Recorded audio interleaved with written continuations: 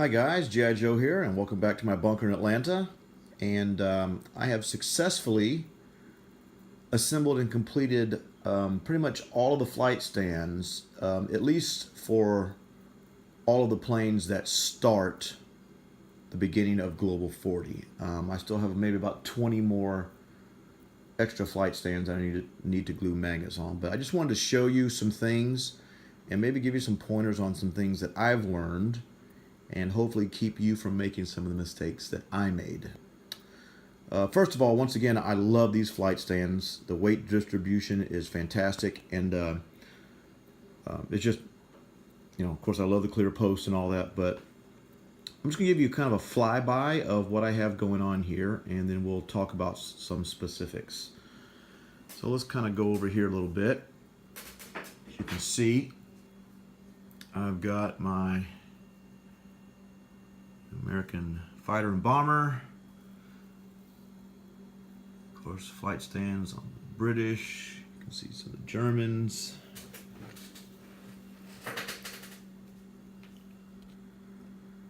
Italy. Of course, those up there, those are just some extra Russians I've done. Get down here to the Mediterranean.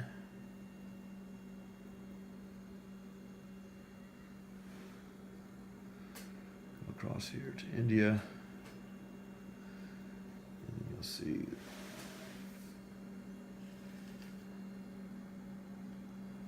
Japan. And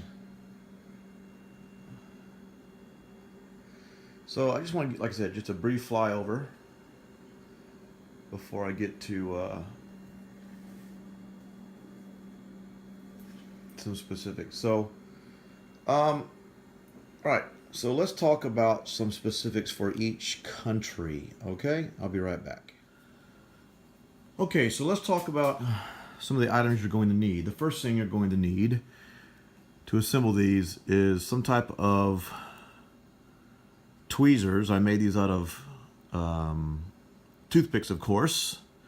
Of course, you can't use anything like that's metal, because then that will magnetize, and you won't be able to get the magnets off of there.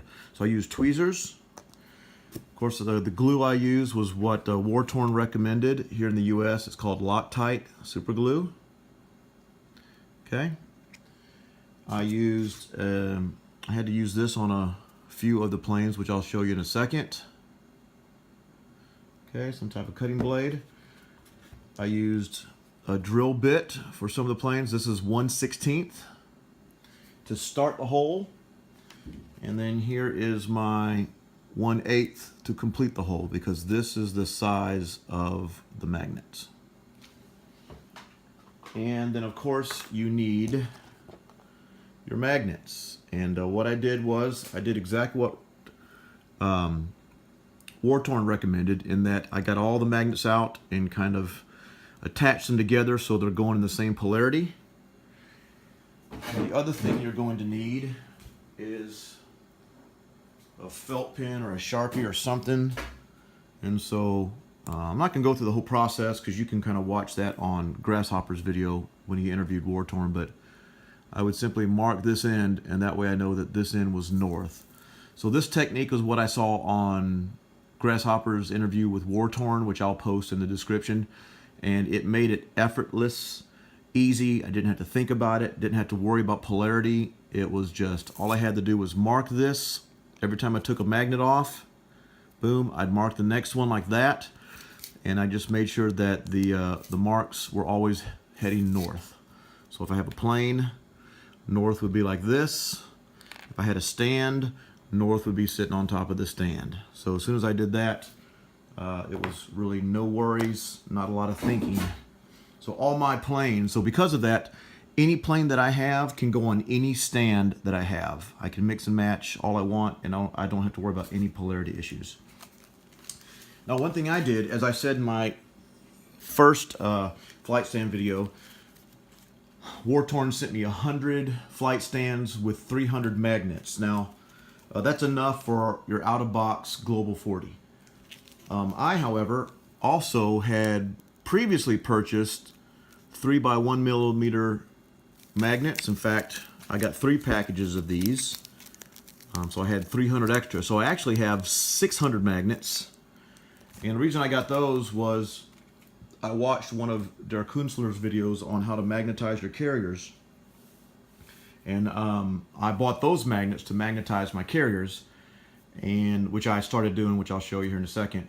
But because of that, I have plenty of magnets to take care of every single plane that I have. And the magnets are cheap. I mean, I think I got 300 magnets for like $6 or $7, so that was not that big of a deal.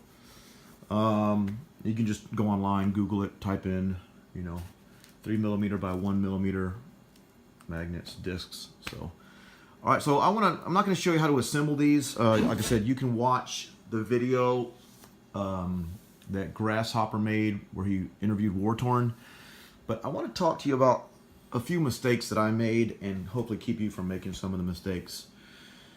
All right, I started with Germany, and what I had to determine was, and when you look at your Air Force, you're going to have to determine, do I need to drill into my plane, or can I get away with attaching a magnet without drilling? And my recommendation is, if you can at all figure out how to get the magnet attached to the plane without drilling, by all means try to do that. Because if not, this is what's going to happen. Here is my German Stuka, and if you'll see what I did, I obviously went too far and totally ruined that.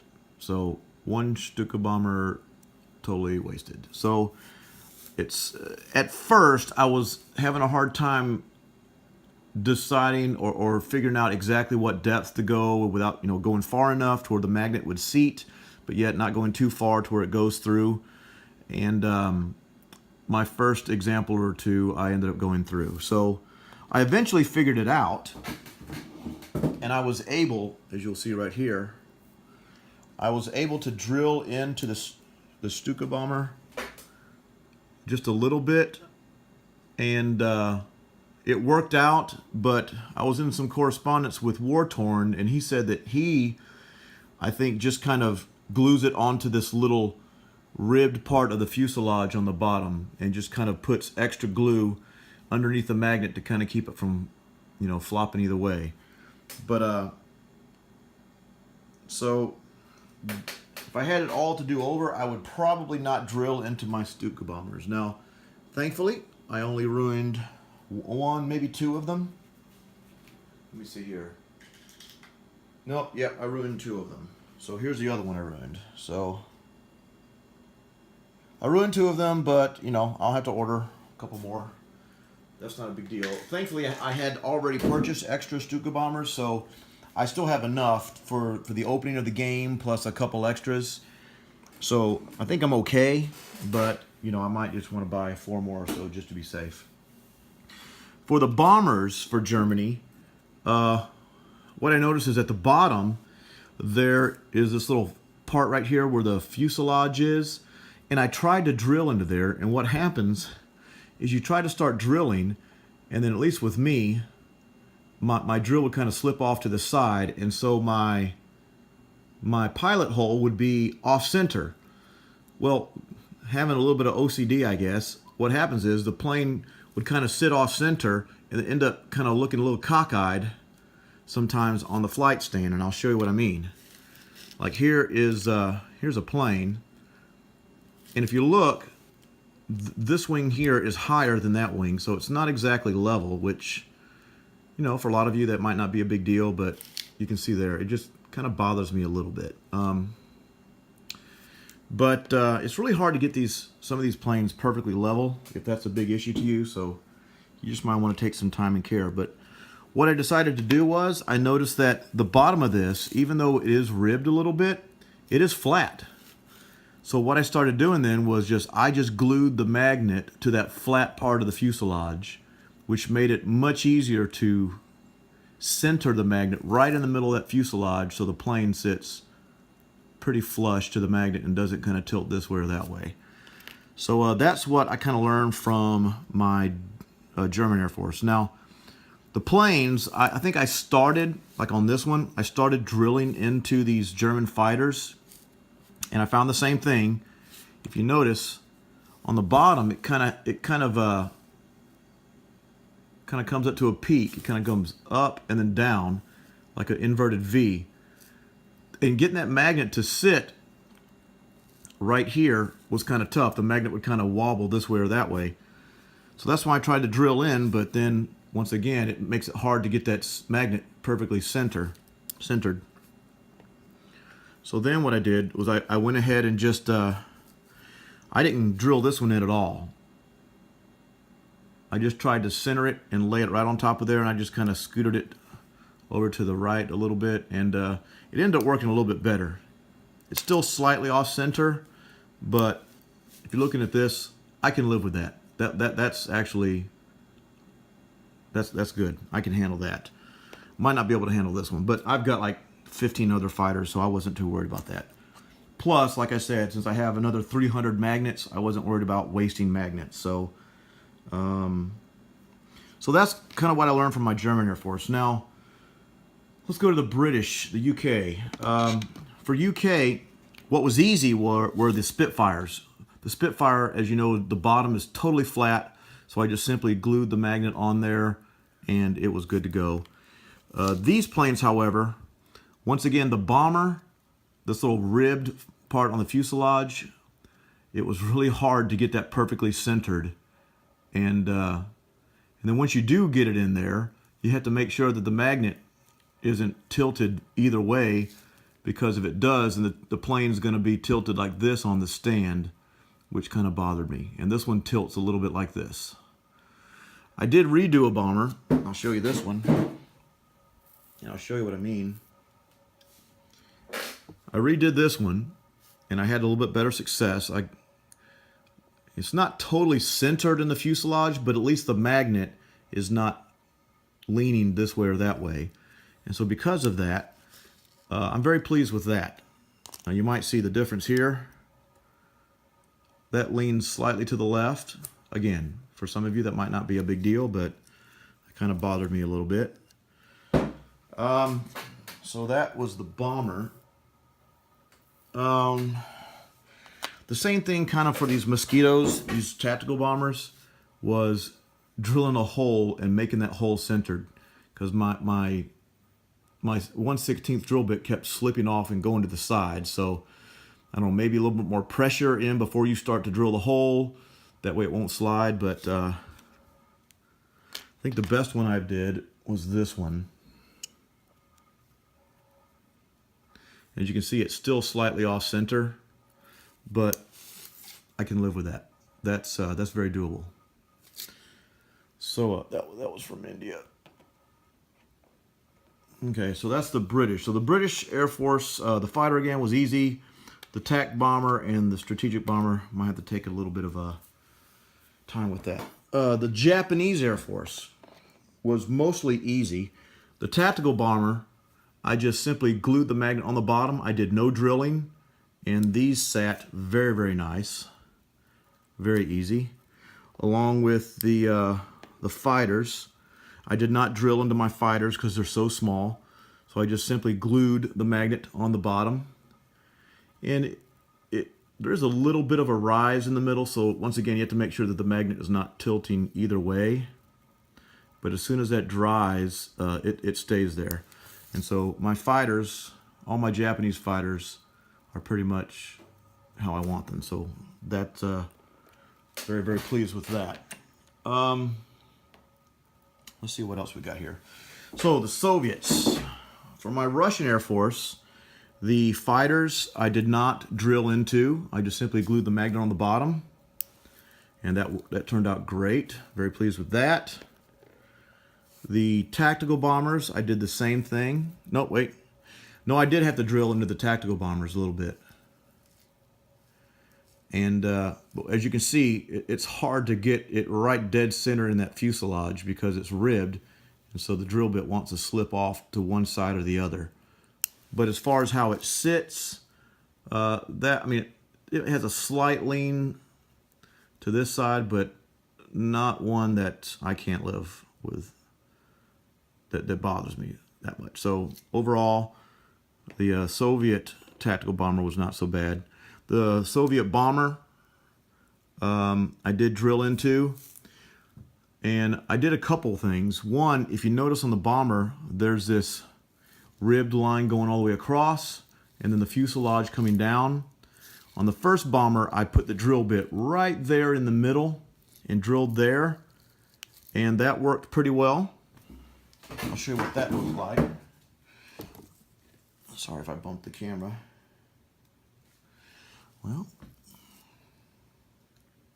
yeah, you can see right here. That worked well. I put it right there in the middle, and what that did was, I noticed that when it's sitting flat on the board, the bomber looks like it's kind of rising. So I wanted it to sit a little bit more flat. So I decided to put the magnet in front of that little cross. So rather than right there in the middle, I put it right above there. And even though it's off center, it causes the bomber to sit a little more flat. So again, kind of OCD issues, but neither of these issues might not be a big deal for you, but just thought I would show you in case you want to address some of this. So for France, all I've done thus far is the fighters for France, because as we know, France really doesn't get much. So the French fighters were pretty easy. I just glued the magnet right on the bottom, and then they sit nice and flat overall. So good profile. So pleased with that. Anzac, kind of the same thing as UK. They're flat bottoms. The fighters are flat, so I just glued the magnet on, and I love the way it sat. That was pretty easy to put together. And then also for Anzac, the tactical bombers, I just glued right in the middle of the fuselage. Now the fuselage is flat on the bottom, so that was pretty easy to glue on there. And as you can see, that sits pretty well. So there's that. And I'm going to end with the United States here in a second, but I want to see, who am I missing? Oh, my Italy. So with Italy, same thing on the bottom of the bombers with Italy. It's similar to these German bombers in that the fuselage is very, very flat. So I did my Italy Air Force towards the end, so I'd already learned from some of my mistakes. So I just simply glued the magnet right on the flat part of that fuselage. And I just made sure that it was sitting kind of flat underneath it. And then that sits pretty well. So I'm pleased with that. And the fighters, I think it was the same thing. Yeah, I did not drill in. I just simply glued to the bottom. And boom. So pleased with the fighters for Italy. All right, so now let's talk about the United States. What I did for the U.S., the first thing was the first thing I did was a bomber, because that was the easiest. As you can see, the bottom is very, very flat, so I just put the magnet right there. And in doing so, the bomber came out great. That's what it looks like. Nice and level. Good profile. I'll show you where I placed the magnet. I put it right kind of towards the front, again, because I didn't want the bomber to sit like this, like it was rising. I wanted it to sit as flat as possible on the profile. For the tactical bombers,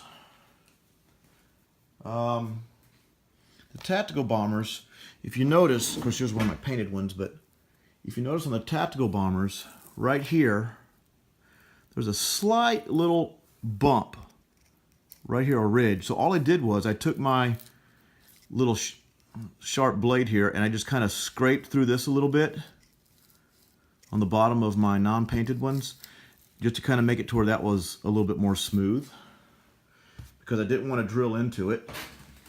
Because what I was finding was, as I was drilling, that the you know, I was falling off to the side, and I didn't want to do that. And this is what it ended up looking like.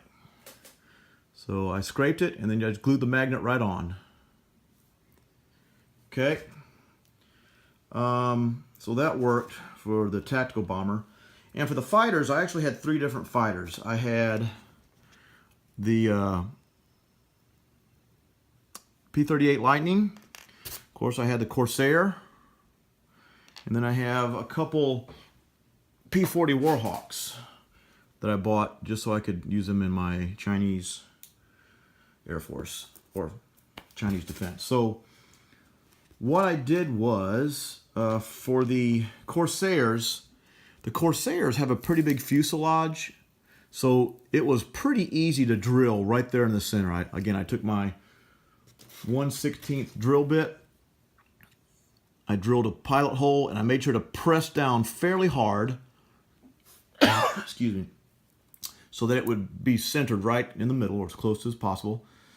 And then I went with my 1/8 drill bit and just made sure not to go too deep. But the fuselage was pretty thick. So once I did that, the profile like that looks pretty darn good. I think the Corsairs might be my favorite plane for the Air Force. I just like the profile. For the P-40 Warhawk, I just glued the magnet right on the bottom of the fuselage, and that was pretty easy. Of course, it ended up, boom, just being just like that. Put this back in Szechuan. And the last one was my P-38 Lightning. Now, I noticed immediately that it was way too thin to drill, and yet I couldn't just put a magnet on here because of that little ridge right there. So what I had to do was I took my little blade, and what I did was I kind of made a little cross cut into here just a little bit, and then I just kind of started scraping like this until that flattened out a little bit. And once I did that, it gave a little bit of a seat, a flat area for me to place that magnet, so I didn't have to drill into the plane. And that ends up looking pretty good too. So anyways, so that is the gist of, I think I've covered pretty much all the planes, at least the ones that are on the board. Like I didn't cover the French bombers and TAC bombers, but you know, what are the chances of you seeing that? But again, I would just recommend doing the same thing. Just, if at all possible, try just to glue the magnet on, even if you have to scrape a little bit of plastic off, as opposed to drilling into your planes, because unless you're just better at handy stuff than I am, you might damage one of your pieces. So I hope this helps. Again, I'll link Grasshopper's video in the description so that you can see the actual process of gluing the magnets onto the stands and all that kind of stuff that WarTorn did. But I just want to give you a brief view, and I think what I'll do now is I think I'll do one last flyover. Sorry about that. So very, very pleased, loving these stands.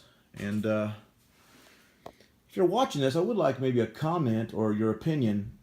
I've been talking with WarTorn about considering getting a higher stand for my bombers. I'm thinking maybe my strategic bombers should maybe sit, you know, I don't know, about this high or so, just so, you know, it adds a little more depth. And of course, the strategic bombers always flew at a higher altitude than the fighters. That one I'm pretty much sold on, having a higher height for my strategic bombers. But one thing I'm not sure about is whether or not I want the tactical bombers to be at a third height. Like maybe I'm considering maybe doing something like this. Like if this is the fighter, of course, then have this height be slightly higher, and then have this height, of course, be higher than that. I don't know if that'll get too busy, or if not, at least have this to be a higher height, and then the question then is, does a tactical bomber fly here, that height, or that height? I would assume closer to the fighter height. But anyways, maybe your thoughts and opinions on that. I haven't purchased them yet, but I'm definitely considering getting some different height stands for my strategic bombers. But all right, guys, hope you enjoy, and chime in the comments below. If you haven't subscribed yet, please subscribe. It encourages me to make more videos, okay? Thanks, guys.